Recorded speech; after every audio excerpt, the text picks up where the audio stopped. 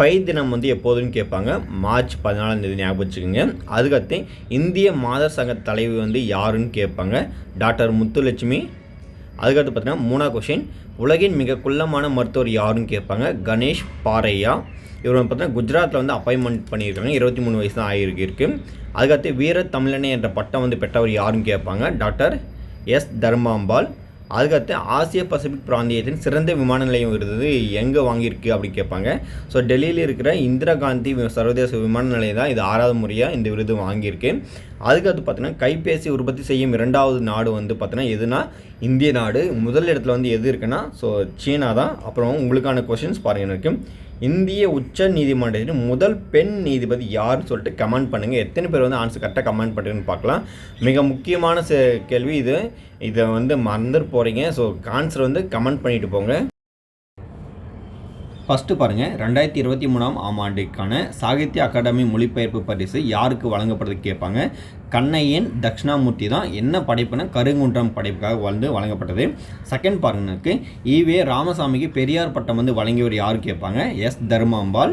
அதுக்கடுத்து 3வது பாருங்கள், இசைவேளாளர் மாநாடு எங்கே நடந்து கேட்பாங்க. மயிலாடுதுறையில் வந்து நடந்திருக்கும். யாருடைய தலைமையில்? மூவலூர் ராமமிர்த தலைமையில். இது வந்து 1925 வந்து நடந்திருக்கும். அதுக்கடுத்து பார்த்தோன்னா தேசிய தோட்டக்கலை கண்காட்சி 2024 எங்கே நடந்து கேட்பாங்க. பெங்களூரு. அதுக்கடுத்து பார்த்துங்க, வர்த்தக ரகசியங்கள் மீதான 22வது சட்ட ஆணையம் வந்து யாருடைய தலைமையில் வந்து அமைக்கப்பட்டதுன்னா நீதிபதி ரிதுராஜ் அவருடைய தலைமையில் வந்து அமைக்கப்பட்டிருக்கு. அதுக்கடுத்து பார்த்தீங்கன்னா உலகின் மிக நீளமான இரட்டை வழிப்பாதை கொண்ட லேசா சுரங்கப்பாதை வந்து எங்கே ஓப்பன் பண்ணியிருக்காங்கன்னு கேட்பாங்க. அருணாச்சல பிரதேசம். இன்றைக்கான உங்களுக்கான கொஸ்டின்ஸ் பார்த்தீங்கன்னா இந்திய உயர் நீதிமன்றத்தின் முதல் பெண் நீதிபதி யாருன்னு சொல்லிட்டு கமெண்ட் பண்ணுங்கள். ஃபஸ்ட்டு கொஸ்டின் பாருங்கள், எராஸ்மஸ் பரிசு 2024 வந்து யாருக்கு வழங்கப்படுதுன்னு கேட்பாங்க. அமிதாவ் கோஷ். இவர் வந்து பார்த்தீங்கன்னா 2018 வந்து ஞானப்பீட விருதும் வாங்கியிருக்காரு. செகண்ட் கொஸ்டின் பாருங்கள் எனக்கு, நாட்டின் முதல் கடல்சார் வழங்காப்பு படை வந்து தமிழ்நாடு வந்து அரசு வந்து பார்த்தீங்கன்னா பண்ணியிருக்காங்க, தொடக்கம் பண்ணியிருக்காங்க. அதுக்கடுத்து பாருங்கள் 3வது கொஸ்டின், மாப்போசிக்கு சிலம்பு சிலவர் என்னும் பட்டத்தை வந்து வழங்கியவர் யாருன்னு கேட்பாங்க. ஸோ ராபி சேதுப்பிள்ளை தான். அதுக்கடுத்து பார்த்தீங்கன்னா ஜீவானந்தம் எழுதிய முதல் கவிதை நூல் எதுன்னு கேட்பாங்க. பெண்ணுரிமை கீதாஞ்சலி 1933 வந்து எழுதப்பட்டது.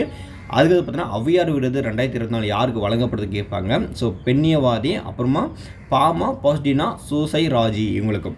அதுக்கு பார்த்தீங்கன்னா உலக அழகி பட்டம் 2024 வந்து யார் வழங்கினான்னு கேட்பாங்க. So Kristina Piskova. சரிங்களா, இவங்க தான். அதுக்கு பார்த்தீங்கன்னா உங்களுக்கு முக்கியமான ஒரு கொஷின்ஸு, 2024க்கான டைலர் பரிசனை பெற்றவர் யாருன்னு சொல்லிட்டு கமெண்ட் பண்ணி பார்க்கலாம். எத்தனை பேர் வந்து ஆன்சர் கரெக்டாக பண்ணுறீங்கன்னு சொல்லிட்டு பார்க்கலாம். ஃபஸ்ட்டு கொஸ்டின் பாருங்கள், இந்தியாவின் 3வது விமான அருங்காட்சியகம் எங்கே தொடங்கப்படுறது கேட்பாங்க. ஆந்திர பிரதேசத்தில் இருக்க காக்கிநாடா பிளேஸில் வந்து தொடங்கியிருக்காங்க. செகண்டு பார்த்தீங்கன்னா தமிழரசு கழகம் 1946 வந்து யார் வந்து தொடங்கினாங்க அப்படின்னு கேட்பாங்க. ஸோ மாப்போசி தான். அதுக்கடுத்து வள்ளலார் கண்ட ஒருமைப்பாடு 1966 பார்த்தீங்கன்னா சாகித்ய அகாடமி விருது பெற்ற ஒரு நூல் தான். இது பார்த்தீங்கன்னா மாப்போசியை வந்து எழுதியிருப்பார்.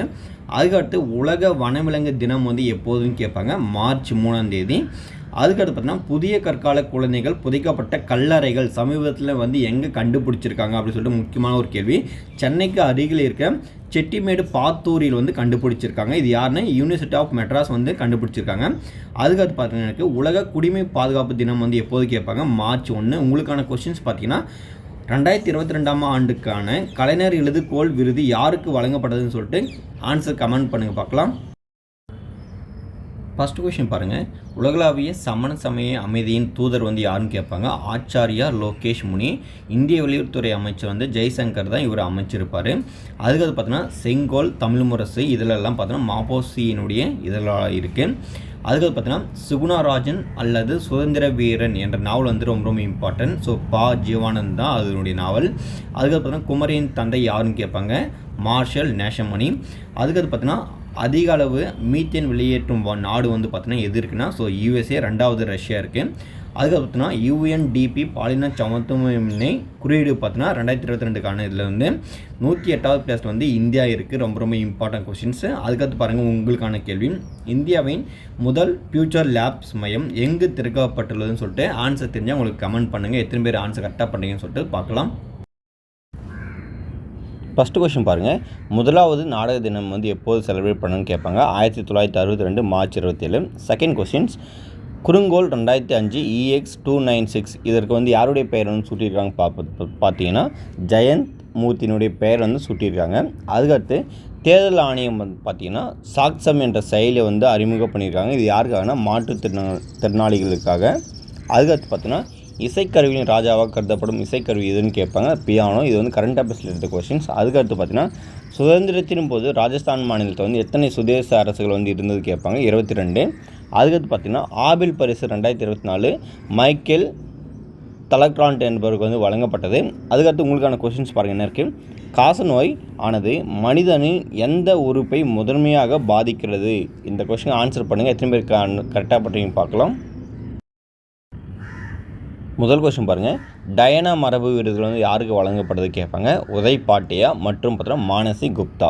செகண்ட் பாருங்கள் எனக்கு சௌரையா பூண்டுவானை எனும் தாவரம் வந்து எந்த மாநிலத்தில் வந்து தென்பட்டுள்ளது கேட்பாங்க. ஸோ பார்த்தீங்கன்னா மணிப்பூர் மாநிலத்தில். அதுக்கடுத்து பார்த்தீங்கன்னா ரோன் ஓல்மி எனப்படும் ஒரு வகை காளான் வந்து எங்கே கண்டுபிடிச்சிருக்காங்க அப்படின்னா கோவாவில் கண்டுபிடிச்சிருக்காங்க. அதுக்கடுத்து பார்த்தீங்கன்னா கருவில் உள்ள சிசுக்களுக்கான சர்வதேச தினம் வந்து எப்போதும் கேட்பாங்க. மார்ச் 25.